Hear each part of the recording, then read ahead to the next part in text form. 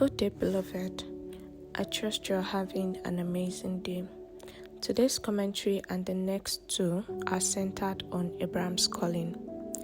Abram's calling entailed separation from the place and the people he knew into a land God would show him and give to his descendants.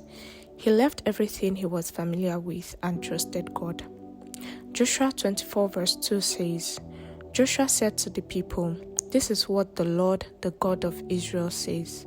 Long ago, your ancestors, including Terah, the father of Abraham and Nahor, lived beyond the Euphrates River, and they worshipped other gods." This confirms that the land where he was polluted through idol worship, and there was a need for separation.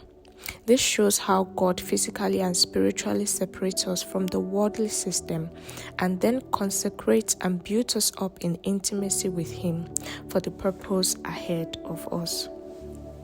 Upon Abram's calling, God gave him a threefold blessing to hold on to. The promise of a great nation, which signifies that Abram would eventually have Isaac, leading to many generations.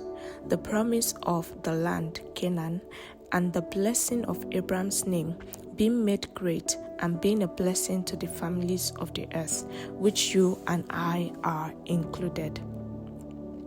When God separates a man, it is to the end that others are blessed through him. So be encouraged if it seems as though you are journeying alone. God is with you. Abram had Isaac, Isaac had Jacob, Jacob had Judah, and from this tribe came Jesus Christ, who made salvation of our souls possible and reconciled us back to God. God separated Abram to be a blessing to generations. It is the same way we have been separated as a royal priesthood, a holy nation, a peculiar people, and we are to show forth the praises of Him who has called us out of darkness into His marvelous light. And through Christ, we have also been blessed with every spiritual blessing in the heavenly places. Hallelujah. We should also consider the response of Abram to the promises of God. He built an altar and worshipped the Lord. Romans 12 verse 1 says, "Therefore, I urge you, brothers and sisters, in view of God's mercy, to offer your bodies as a living sacrifice, holy and pleasing to God. This is your true and proper worship." Abram was chosen by the mercy of God, and according to the Old Testament, a sacrifice was offered. So have we been chosen by mercy, and in response, every part of you should be fully dedicated unto God. Your body, soul, spirit, mind, heart, everything should be yielded in service to God. Every day, we should consider if our thoughts and actions are acceptable worship unto God, or are they defective? Because no defective animal should be offered in sacrifice to God, according to the Old Testament. There's also a part of Genesis chapter 12 that shouldn't go unnoticed.